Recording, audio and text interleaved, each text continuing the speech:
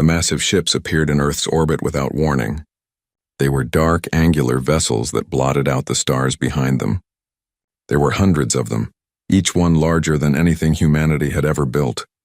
People around the world looked up at the night sky and saw them hanging there like silent threats. Commander Zexthor stood on the bridge of his flagship, looking down at the blue and green planet below. His scaled skin reflected the dim lights of the control panels. He had conquered 43 worlds for the Valdran Empire, and this would be his 44th. The creatures on this planet called it Earth. To him it was just another prize. He activated the communication system. His message would reach every device on the planet below. When he spoke, his voice was cold and final. "Primitive beings of Earth, I am Commander Zexthor of the Valdran Empire. Your world now belongs to us. You have 72 hours to surrender. Lay down your weapons. Accept your place as servants of the Empire. Resistance will result in your complete destruction." The message ended. Zexthor turned to his second officer. "They will surrender quickly. They always do when they see our fleet." On Earth, the message caused panic in some places and anger in others. In Washington, President Helen Clark rushed into the emergency command center. Military leaders and advisors were already gathering. The faces around the table were grim. Admiral Jack Monroe was the first to speak. "Madam President, we've counted 300 alien warships in orbit. Our entire space defense force consists of 12 orbital platforms and 36 corvette ships. We're completely outmatched." Helen Clark sat down heavily. She had been president for 3 years, but nothing had prepared her for this. "What are our options?" General Pete Harris slammed his fist on the table. "We fight. We don't bow down to these things, whatever they are." "Fight with what?" another advisor asked. "They could destroy us from orbit before we even reach them." "We have to try," Pete insisted. "We can't just give up our freedom without a fight." Across the city, Dr. Lisa Grant was in her laboratory at the International Space Research Center. She had been studying the alien broadcast, not the message itself, but the carrier signal. Embedded in the transmission was data about the aliens themselves. Biological information, atmospheric requirements, gravitational preferences. Her hands moved quickly across her keyboard. The more she discovered, the more her eyes widened. These Valdran came from a world very different from Earth. Their planet had lower gravity, thinner atmosphere, and almost no background radiation. They were efficient creatures perfectly adapted to their world, but that meant they were not adapted to Earth. Lisa grabbed her tablet and ran toward the command center. She had to tell someone what she had found. This information could be important, maybe even critical. Meanwhile, Captain Ryan Cole was on the bridge of the Earth defense ship Valiant. It was one of humanity's newest vessels, equipped with railguns and missile systems, but looking at the alien fleet through his view screen, he knew it wouldn't be enough. "Sir, we have our orders," his first officer said. "We're to engage the enemy and buy time for Earth to prepare." Ryan nodded slowly. He was 32 years old, had a wife and a daughter back on Earth. He had joined the Space Defense Force because he believed in protecting humanity. Now he was being asked to fly into certain death. "Prepare the fleet," he said quietly. "We do our duty." His small group of ships, just 8 corvettes, began moving toward the massive alien armada. It was like watching ants march toward a boot. Back in the command center, Lisa Grant burst through the doors. Guards tried to stop her, but she pushed past them. "President Clark, I need to speak with you immediately." Helen looked up, annoyed at the interruption, but something in Lisa's face made her pause. "Let her through." Lisa approached the table, spreading out her data on the display screen. "I've been analyzing the Valdran biological data from their broadcast. They're not like us. Their world has much lower gravity than Earth. Their bodies are lighter, more fragile. They've never dealt with Earth-level radiation or our atmospheric pressure." "What does that mean?" Helen asked. "It means they're weak by our standards," Lisa explained. "A human soldier would be twice as strong as one of their warriors just because we grew up in Earth's gravity. Our planet is literally twice as heavy as theirs. Every human is like a super soldier compared to them." General Pete Harris leaned forward. "Are you saying we have an advantage?" "Potentially," Lisa said. "But there's more. Their immune systems evolved in a nearly sterile environment. Earth's bacteria and viruses might be deadly to them. They'll need environmental suits just to survive down here." The room fell silent as everyone absorbed this information. They were still vastly outnumbered and outgunned, but maybe, just maybe, they had a chance. Admiral Jack Monroe spoke up. Even if individual humans are stronger, they still have 300 warships. We need time to develop a strategy. Captain Cole's fleet is buying us that time, Helen said grimly, at great cost. In space, Ryan Cole watched as the Valdran ships began moving toward his small fleet. Energy weapons charged, glowing with threatening light. He thought about his daughter's smile, his wife's last words to him. Come home safe. He knew he wouldn't be going home, but maybe his sacrifice would mean his family would have a home to live in. All ships, weapons free, he commanded. Make every shot count. For Earth, the small human fleet opened fire. Their weapons were primitive compared to the Valdran technology, but they fought with everything they had. Missiles streaked through the darkness. Railgun rounds tore through space. The Valdran ships barely seemed to notice. They returned fire, and the first human ship exploded in a ball of flame. Then another. Ryan's ship shook as energy blasts struck their shields. On the Valdran flagship, Zexthor watched the primitive ships attacking his fleet. He felt something like amusement. They're brave, at least. Foolish, but brave. Destroy them quickly. But as the battle continued, something unexpected happened.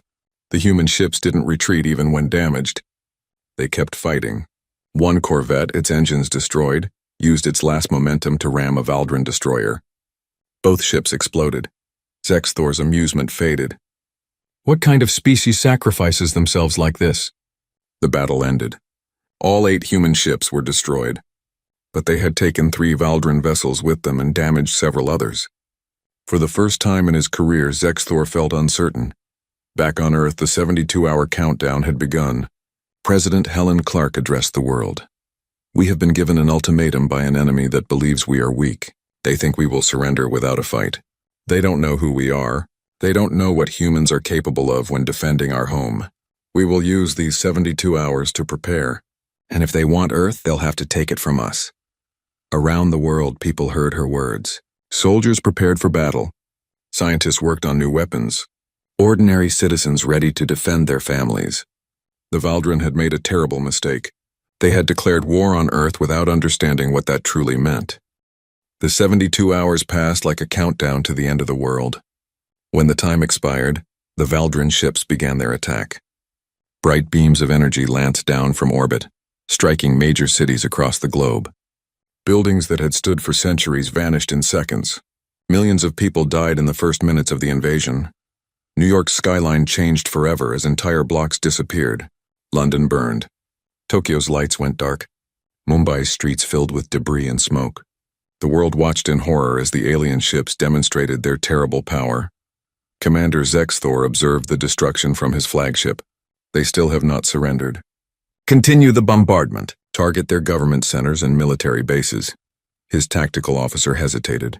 Commander, some of our ammunition reserves are lower than expected after the skirmish with their ships. It doesn't matter, Zexthor said.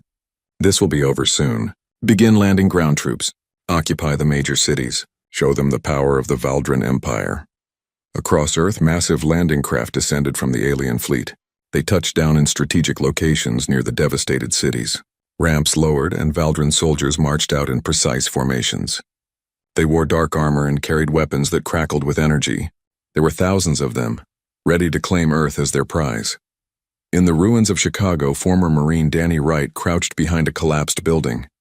He was 40 years old, had served 2 tours in the Middle East, and thought his fighting days were over. Now he led a group of 30 civilians and soldiers, all that remained in this sector of the city. They're coming, whispered Kelly Barnes next to him. She had been a track athlete before the invasion, training for the Olympics. Now she carried a rifle scavenged from a destroyed military depot. Danny watched the Valdran troops advance through the rubble. They moved carefully, weapons ready. They expected terrified humans to flee or hide. They were about to learn differently. Wait for my signal, Danny whispered to his people. Remember what Dr. Grant told us. They're weaker than us. Their armor is the only thing keeping them alive in our atmosphere. The Valdran soldiers reached the ambush point. Danny gave the signal. His people opened fire from multiple directions. The aliens scattered, seeking cover. Some fired back, their energy weapons cutting through concrete and steel. But something strange happened. The Valdran soldiers moved slowly, awkwardly. In Earth's gravity, they struggled to run. When human bullets struck their armor, The impacts knocked them down harder than expected. One Valdrin soldier took a hit to the shoulder. The injury wasn't fatal, but the soldier collapsed, unable to continue fighting. A human soldier with a similar wound kept fighting, gritting his teeth through the pain. Danny saw this and understood. Dr. Lisa Grant had been right. These aliens were fragile compared to humans. He pressed the attack. The firefight lasted 10 minutes. When it ended, 12 Valdrin soldiers were down. The rest retreated, dragging their wounded. Danny's group had lost 4 people, but they had won. They had actually beaten the aliens in combat. On the Valdrin flagship, reports began flooding in from ground commanders. The invasion was not going as planned. Humans were fighting back with unexpected ferocity. Wounded humans continued to attack. Dead humans required confirmation kills. The fighting was brutal and exhausting, Commander. One officer reported nervously. Our troops are requesting environmental support. The planet's atmosphere is causing problems. Several soldiers have reported illness from atmospheric contamination. Sexthor's scaled face tightened. Impossible. We analyzed the atmosphere. It should be tolerable. The analysis didn't account for the biological factors, sir. The air is full of microscopic organisms. Our immune systems are struggling to adapt. This was new information, troubling information. Sexthor had conquered worlds before, but never one quite like this. At the International Space Research Center, Dr. Lisa Grant worked frantically with Colonel Amy Stevens. Amy was a strategic planner, brilliant at seeing patterns and finding weaknesses. Together, they were developing a defense strategy based on Earth's natural advantages. The bacteria count in Earth's atmosphere is thousands of times higher than their homeworld, Lisa explained, pointing at her screens. Every breath they take is an assault on their immune systems. They need those suits, but the suits aren't perfect. Amy smiled grimly. So if we can breach their suits, we can incapacitate them without killing them. Exactly. And there's more. Earth's gravity is 1.8 times their standard. Every movement takes more energy for them. They'll tire quickly in sustained combat. What about our people? Amy asked. How do we maximize our advantages? Lisa pulled up more data. Human endurance is our greatest weapon. We evolved as persistence hunters. We can keep going long after they collapse from exhaustion. Our soldiers need to use hit-and-run tactics. Wear them down. The information was quickly distributed to resistance fighters around the world. In every occupied zone, humans began adapting their tactics. They avoided direct confrontation with massed Valdrin forces. Instead, they struck fast and disappeared, forcing the aliens to chase them through difficult terrain. In the asteroid belt between Mars and Jupiter, Admiral Jack Monroe gathered what remained of Earth's space fleet. They had lost Captain Ryan Cole and his heroes, but their sacrifice had bought time. Now Monroe had a plan. We can't match their firepower, he told his commanders via secure channel, but we can match their cunning. We use the asteroids as cover. We hit them and run. We make them waste ammunition chasing us. Captain Sophie Turner, commanding one of the few remaining destroyers, nodded. Guerrilla warfare in space. I like it. It's dangerous, Monroe warned. We'll lose ships, but every Valdrin vessel we damage is one less threatening Earth. The human fleet scattered among the asteroids. They waited like predators in tall grass. When a Valdrin patrol came searching, the humans struck. Missiles launched from behind asteroid cover. Railguns fired and the ships immediately relocated. The Valdrin returned fire, but the humans were already gone, hidden behind massive space rocks. One Valdrin destroyer exploded when a human missile found its reactor. Another was crippled by railgun fire. The remaining Valdrin ships pulled back, frustrated and confused. How were these primitive humans fighting so effectively? Back on Earth, the war entered its second week. Danny Wright's resistance cell in Chicago had grown to over 100 fighters. They controlled several city blocks and had repelled 3 Valdrin assaults. Other resistance groups reported similar successes. In the deep jungles of South America, Valdrin troops found themselves completely out of their element. The humidity destroyed their equipment. The temperature fluctuations made them sick. Local fighters, comfortable in the oppressive heat, picked them off one by one. In the mountains of Nepal, Valdrin soldiers struggled with the thin air and steep terrain. Human fighters, adapted to the altitude, ran circles around them. The oceans became no-go zones for the Valdrin. Human submarines operated freely, and any alien ship that landed near water was immediately targeted. The Valdrin simply couldn't handle Earth's extreme environments. Dr. Lisa Grant made another breakthrough. Working with samples from captured Valdran equipment, she developed a modified bacterial agent. It wouldn't kill the aliens, but it would make them violently ill. She called it the Plague Protocol. We can introduce it through their ventilation systems, she explained to President Helen Clark. Within hours, their ground troops will be too sick to fight. They'll have to retreat to their ships for medical treatment. Helen considered this. Is it humane? More humane than killing them, Lisa replied. And it might end this war faster, saving human lives. Do it, Helen ordered. The Plague Protocol was deployed through aerial dispersal over occupied zones. Within a day, Valdran soldiers began falling ill. Their suits filtered some of the bacteria, but not all. Commanders reported entire units incapacitated. Medical facilities on the Valdran ships were overwhelmed. Zexthor stood on his bridge, watching the reports with growing alarm. This was supposed to be an easy conquest. Earth was supposed to be a primitive world, but these humans were fighting with a desperation and effectiveness he had never encountered. Sir, we've lost contact with 3 more ground units, an officer reported. The humans are overrunning our positions. Pull back, Zexthor ordered.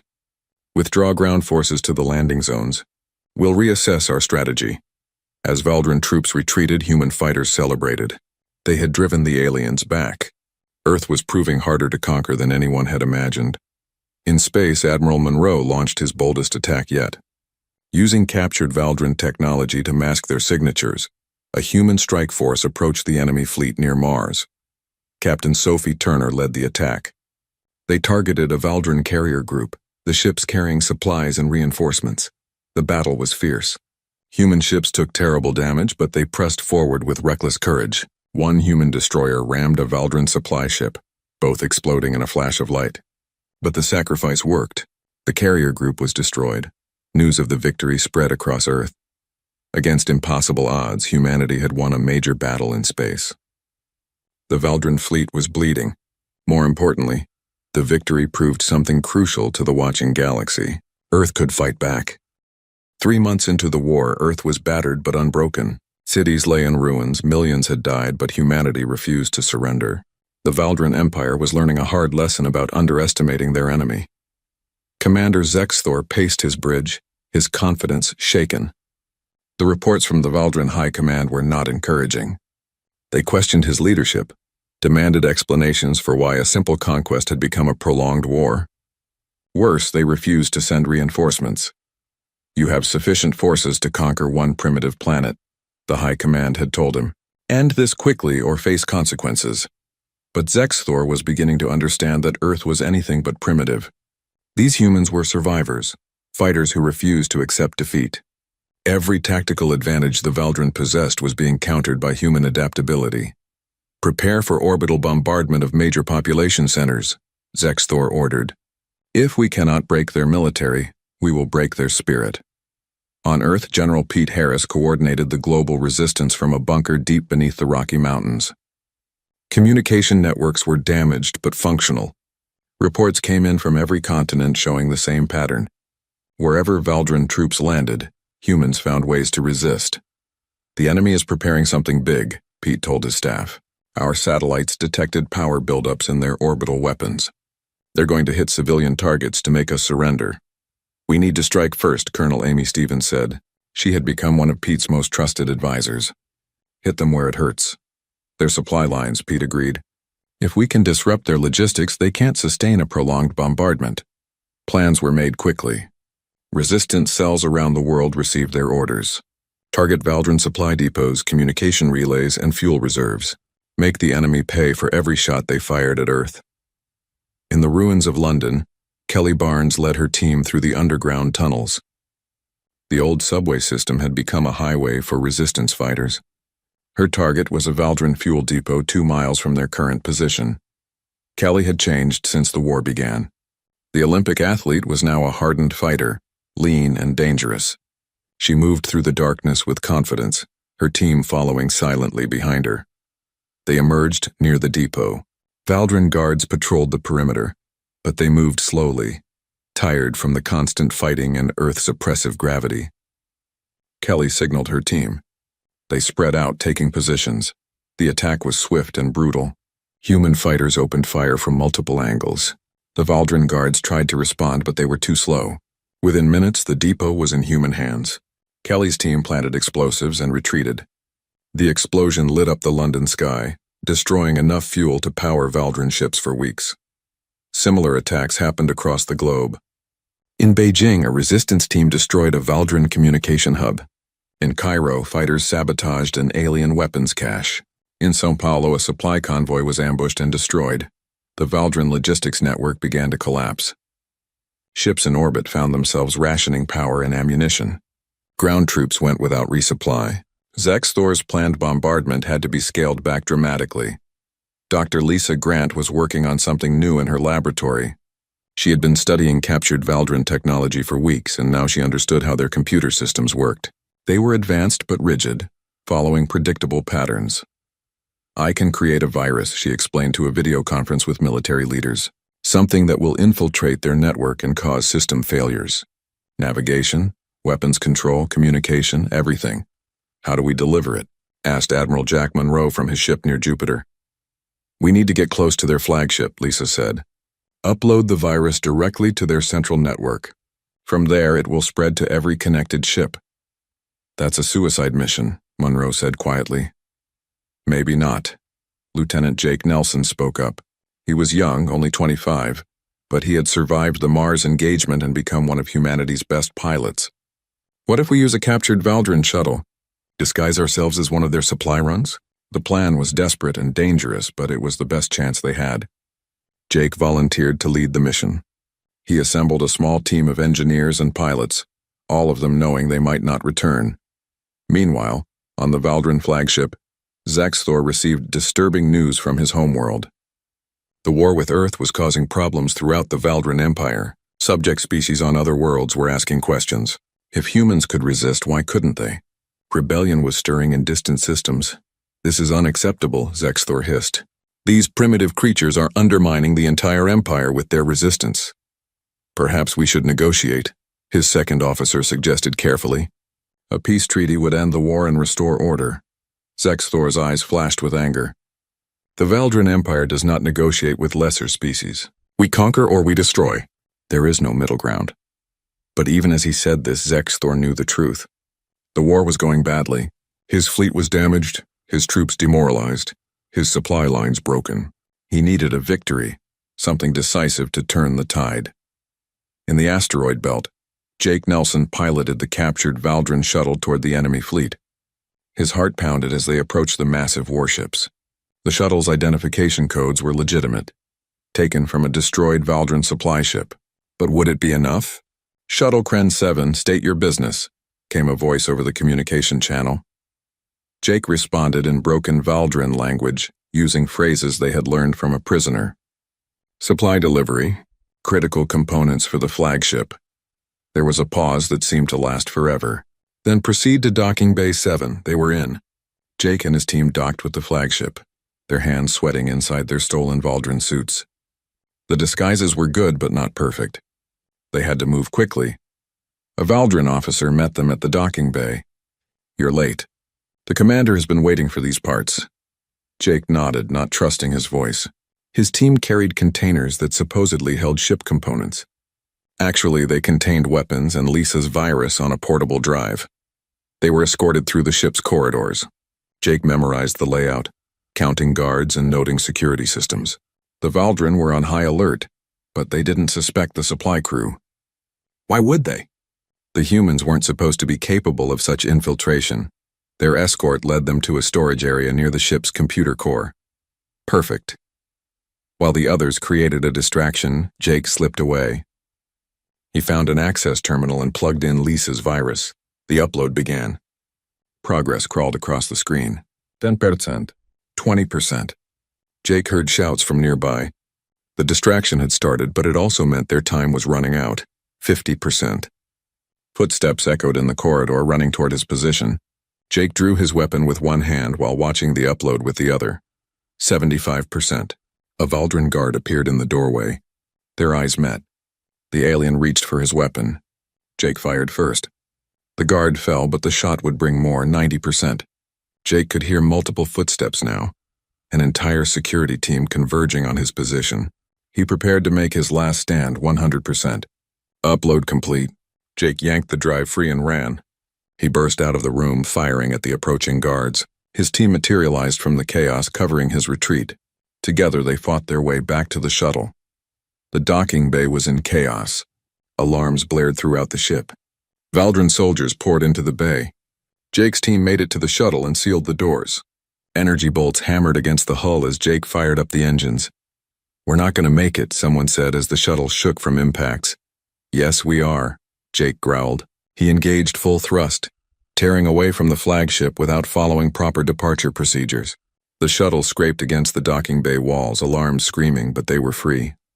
Behind them, Lisa's virus began to spread. It moved through the Valdran network like wildfire, jumping from ship to ship. Navigation systems failed. Weapons targeting went offline. Communication channels filled with static. On the bridge of his flagship, Zexthor watched in horror as his entire fleet fell into chaos. Ships drifted out of formation. Some collided with each other. The carefully coordinated armada became a scattered mess of disabled vessels. "What's happening?" Zexthor demanded. "Unknown virus in the system, Commander. It's spreading too fast to stop." "All primary systems are failing." Zexthor realized the truth. The humans had done this. Somehow, impossibly. They had infiltrated his flagship and sabotaged the fleet. These weren't primitive creatures. They were dangerous, clever, and they were winning. On Earth, Admiral Monroe saw the Valdran fleet fall into disarray on his sensors. He didn't know what had caused it, but he knew an opportunity when he saw one. "All ships, attack now," he ordered. "Hit them while they're down." The human fleet, reinforced with retrofitted civilian vessels and mining ships, surged forward.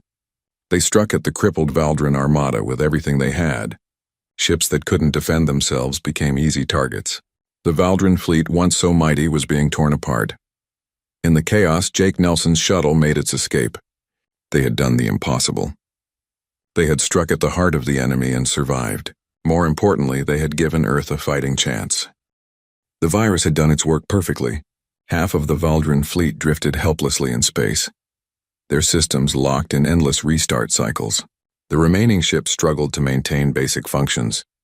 Commander Zexthor's mighty armada was crippled, vulnerable for the first time since arriving at Earth. Admiral Jack Monroe pressed the advantage.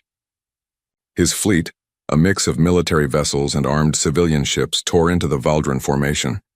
Human crews fought with renewed hope, knowing that victory was finally possible. "Target their weapon systems," Monroe ordered.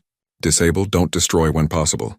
We want their technology intact." The battle raged for hours. Human ships darted between the massive Valdran vessels, exploiting their inability to coordinate defenses. Where Valdran tactics relied on fleet-wide coordination, human commanders made independent decisions, adapting to changing conditions instantly.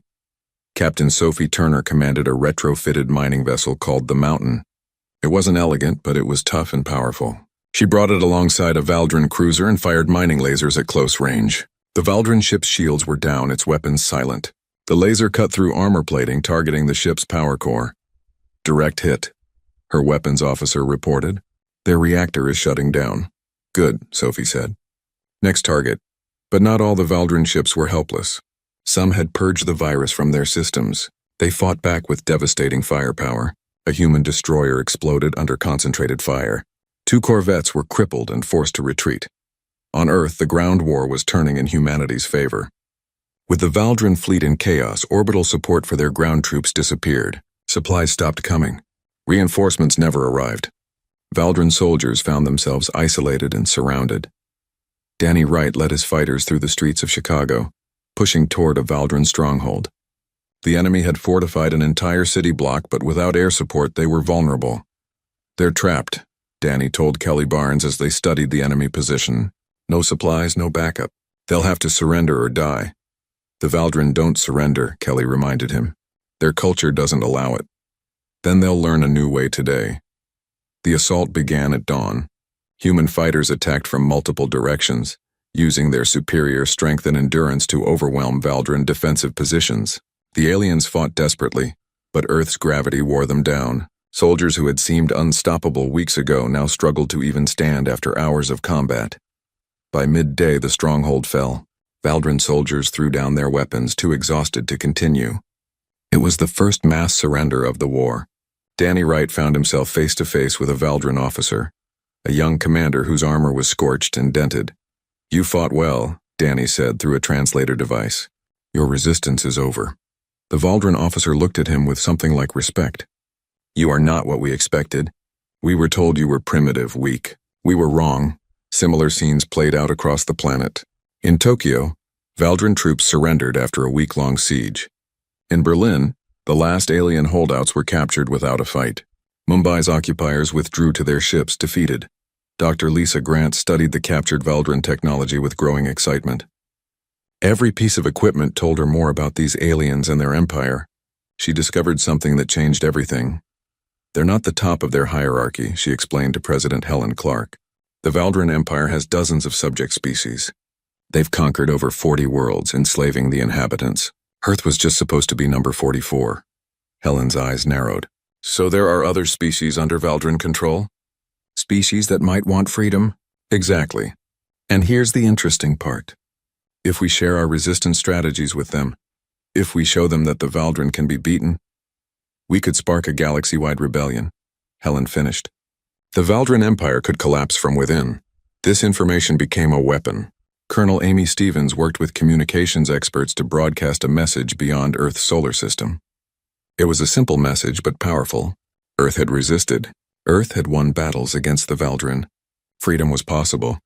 The message reached distant worlds. On planets conquered decades ago, subject species heard about humanity's resistance. Whispers of rebellion began. If primitive humans could fight the Valdran, surely they could too. In the Valdran High Command, panic set in. The Earth situation had gone from embarrassing to catastrophic. Not only was the conquest failing, but it was inspiring insurrection throughout the Empire. Emergency sessions were called. Commanders argued about what to do. Withdraw from Earth, some argued. Cut our losses before this spreads further.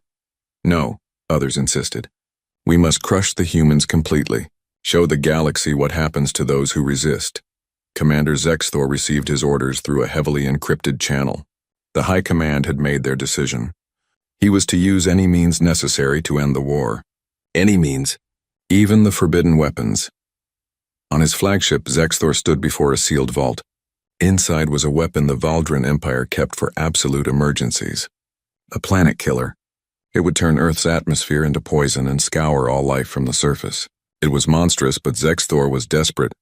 "Begin charging the weapon," he ordered quietly. "Target the entire planet." His officers stared at him in shock. "Commander, that will kill billions. It violates every treaty, every law of warfare." "Do you want to explain to the High Command why we failed?" Zexthor snapped. "This ends now. Either Earth surrenders in the next hour or Earth dies." The weapon began charging. It would take time to reach full power, but once activated, nothing could stop it. Earth would become a lifeless rock, a warning to any who dared resist the Valdran Empire. Admiral Monroe's sensors detected the energy buildup. His face went pale as he understood what he was seeing. "Get me the president," he ordered urgently. "Now." Within minutes, every major leader on Earth knew the truth. The Valdran were preparing to destroy the planet. They had minutes, maybe an hour at most, before the weapon fired. President Helen Clark addressed the world one last time. "We have fought bravely. We have shown the galaxy what humanity can do. But now we face the ultimate threat. The enemy will destroy our world rather than admit defeat. We will not surrender, but we may not survive. I'm proud of every person who stood against tyranny. History will remember Earth's courage." But Lieutenant Jake Nelson had a different idea. He was still in space, his shuttle damaged but functional. He had heard the broadcast about the planet killer. He knew where it was. The weapon was mounted on the Valdran flagship. "I can stop it," he said to his crew.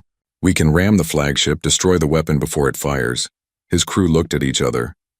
They were exhausted, wounded, ready to go home. But home would not exist if the weapon fired. "We're with you," his co-pilot said. The others nodded agreement. Jake plotted a course toward the Valdran flagship. His small shuttle accelerated, pushing its damaged engines to maximum. Warning lights flashed. Systems overheated, but they flew on. Captain Sophie Turner saw Jake's shuttle on her sensors. She understood immediately what he was planning. "No," she whispered. Then louder to her crew, "Change course. Full speed to the Valdran flagship, Captain." Her first officer asked, confused. That kid is going to sacrifice himself to save Earth, Sophie said. But he doesn't have to do it alone. We're going with him. The Mountain, the tough old mining vessel, turned toward the enemy flagship. Its engines roared to life, building speed.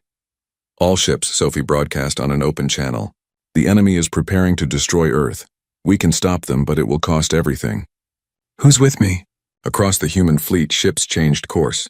Dozens of vessels, military and civilian, damaged and whole, all turned toward the Valdran flagship. Their crews knew what this meant. They were flying to their deaths. But they were saving their world. Admiral Monroe watched the ships accelerate toward the enemy. Tears streamed down his face. These were his people, his fleet. They were heroes, every one of them. On the Valdran flagship, Zexthor saw the human ships approaching. At first he thought they were attacking conventionally. Then he understood. They were going to ram him. Evasive action, he ordered. But his ship was too large, too slow. The virus had damaged the maneuvering systems. They could not escape. Planet killer at 90% charge, an officer reported.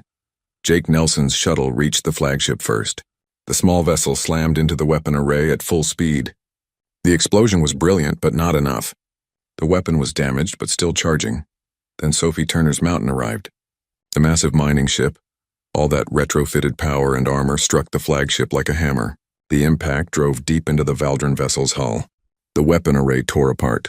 Secondary explosions rippled through the flagship. More human ships arrived, ramming different sections of the massive vessel. Each impact shook the flagship. Crew members were thrown from their stations. Hull breaches opened across multiple decks. The planet killer weapon, 98% charged, exploded catastrophically. The blast tore the Valdran flagship in half. The two pieces drifted apart, lifeless and dark. Commander Zexthor died, never understanding how badly he had miscalculated. These humans were not weak. They were not primitive. The destruction of the Valdran flagship sent shockwaves through what remained of the alien fleet. With their commander dead and their planet killer weapon destroyed, the Valdran forces fell into complete disarray. Ships began powering down their weapons. Some tried to flee toward the edge of the solar system. Others simply drifted, their crews too shocked to respond. Admiral Jack Monroe seized the moment. All Valdran vessels, this is Admiral Monroe of Earth Defense Command. Your flagship is destroyed. Your weapon is gone. You have one chance to survive. Surrender immediately or be destroyed. For a long moment there was silence. Then one by one Valdran ships began signaling their surrender. It started with smaller vessels, cruisers, and destroyers. Then the larger ships followed. Within an hour, the entire Valdran fleet had laid down arms. On Earth, people emerged from shelters and bunkers. They looked up at the sky and saw the alien ships, dark and silent. News spread quickly. The war was over. Earth had won. In Chicago, Danny Wright stood among the ruins of the city. Around him, his fighters cheered and embraced. Some cried with relief. Others simply sat down, too exhausted to celebrate. Kelly Barnes walked over to Danny, her face streaked with dirt and tears. We did it, she said quietly. We actually did it. Danny nodded, unable to speak. He thought of all the people who hadn't survived to see this moment. Captain Ryan Cole and his fleet who bought them time at the beginning. Lieutenant Jake Nelson and Captain Sophie Turner who saved Earth in the final moments. Millions of civilians who died in the bombardments. The victory was real, but the cost was staggering. President Helen Clark addressed the world from the emergency command bunker. Her face was tired but proud. People of Earth, the war is over. The Valdran forces have surrendered. We have achieved what seemed impossible. We defended our world against a vast empire, but we must not forget the price. Millions died. Cities lie in ruins. Families are broken. We won the war, but now we must win the peace. The captured Valdran soldiers and crew members were processed as prisoners of war. Dr. Lisa Grant interviewed many of them. Learning about the Valdran Empire and the galaxy beyond Earth, what she discovered was both fascinating and troubling. The Valdran Empire controlled 43 star systems, each with indigenous populations forced into servitude. The empire was built on conquest and oppression, but it was also fragile. News of Earth's resistance had already reached several of these worlds. Rebellions were beginning. The empire is collapsing, Lisa reported to the president. Our resistance inspired others. Within months, the Valdran might lose everything they've built over centuries. Good, Helen said firmly. Any empire built on slavery deserves to fall. But there was a complication. A Valdran delegation requested a meeting. They claimed to represent a faction within the empire that opposed the war. Colonel Amy Stevens was suspicious, but Helen agreed to hear them out. The Valdran delegates were brought to a secure location under heavy guard. They were led by an elderly Valdran named Kethral, who had served in their government for decades. Through translators, he spoke to the human leaders. "We come seeking peace," Kethral said. "The high command that ordered this war has been overthrown. Those who survived your resistance now face justice on our homeworld. We wish to end hostilities and negotiate a treaty." General Pete Harris was skeptical. "Why should we trust you? Your people tried to enslave us." "Because we have no choice," Kethral answered honestly. "Your resistance has shattered our empire. Rebellions burn on a dozen worlds. Our military is broken. We must have peace with Earth or we will have nothing." The negotiations took weeks. Earth's demands were simple but firm. Complete Valdran withdrawal from Earth's solar system, reparations for the damage and deaths caused by the invasion, and most importantly, freedom for all species enslaved by the Valdran Empire. The Valdran delegates resisted the last demand. "If we free all subject species, our empire will cease to exist." "Then it ceases to exist," Helen Clark said coldly. "That is not our problem. You declared war on us, you lost. These are the terms." In the end, the Valdran had no choice but to agree. The Treaty of Earth was signed in the ruins of New York City, a symbolic location showing both the destruction caused by the war and humanity's determination to rebuild. The Valdran fleet departed Earth's solar system, carrying their prisoners home and leaving behind a changed galaxy. Subject species across the empire declared independence. Some formed their own governments. Others asked Earth for guidance on building free societies. Humanity found itself thrust onto the galactic stage in a way no one had anticipated. They were no longer isolated on one planet. They were liberators, inspiration for a galaxy-wide freedom movement. Dr. Lisa Grant and Colonel Amy Stevens stood in the International Space Research Center, looking at star charts. The galaxy suddenly seemed smaller and more accessible. "What do we do now?" Lisa asked. "We rebuild," Amy said. "We mourn our dead, heal our wounds, and then we reach out to the stars. But this time we go as friends, not conquerors." The rebuilding of Earth began immediately. Cities were cleared of rubble. New structures rose from the ruins. Technology captured from the Valdran accelerated human development by decades. Energy systems, medical advances, space travel capabilities all improved dramatically. But Earth also built defenses. The war had taught hard lessons. The galaxy was dangerous and humanity needed to be ready. New ships were constructed, combining human ingenuity with Valdran technology. Orbital platforms were upgraded. A true space fleet began to take shape. 6 months after the war ended, Earth launched its first diplomatic mission to a former Valdran subject world. The mission was led by Kelly Barnes, the former athlete who had become a hero of the resistance. She carried a simple message from humanity. "We believe in freedom. We believe in cooperation. We will never bow to tyrants and we will help others stand against oppression." The mission was a success. Trade agreements were established. Cultural exchanges began. Humanity was building bridges across the galaxy. On Earth, a memorial was constructed in Geneva for all those who died in the war. Names were carved into black stone, thousands upon thousands of them. A statue stood at the center showing Captain Sophie Turner and Lieutenant Jake Nelson, representing all who sacrificed everything for Earth's freedom. Danny Wright attended the dedication ceremony. He stood with other survivors, remembering friends and comrades who hadn't made it. General Pete Harris gave a speech honoring the fallen. President Helen Clark laid a wreath at the base of the statue. "They saved us all," Helen said to the assembled crowd. "They showed the galaxy what humanity represents. Courage, sacrifice, and an unbreakable will to be free. We will never forget them." As the ceremony ended, people looked up at the night sky. The stars seemed different now. They weren't just distant lights. They were destinations, possibilities, new frontiers to explore. Admiral Jack Monroe stood in the command center of Earth's new flagship, the Liberty. It was the most advanced vessel humanity had ever built, a combination of human engineering and captured Valdran technology. From its bridge, he could coordinate Earth's growing space fleet. "Admiral, we're receiving a transmission from the outer colonies," a communications officer reported. They're requesting assistance with a trade dispute. Monroe smiled. Tell them we're on our way. That's what we do now. We help instead of hurt. The Liberty moved out of orbit, heading toward the edge of the solar system. Behind it, Earth continued its transformation. Scars from the war were slowly healing. Humanity was recovering its strength, but something had changed fundamentally. Earth was no longer naive about the galaxy. They knew there were dangers out there, empires and threats beyond imagination, but they also knew they could face those dangers. The Valdren had made a terrible mistake when they declared war on Earth. They thought they were conquering a primitive world. Instead, they awakened a sleeping giant. They discovered that humans weren't weak creatures to be enslaved. Humans were survivors from a death world, forged by gravity and disease and countless challenges into the most adaptable species in the galaxy. Other civilizations watched Earth's emergence with mixed feelings. Some saw potential allies, others saw a new threat, but all of them understood one thing clearly. Humanity had arrived on the galactic stage, and the galaxy would never be the same. Dr. Lisa Grant published her findings about Earth's unique characteristics. The paper became famous across multiple star systems.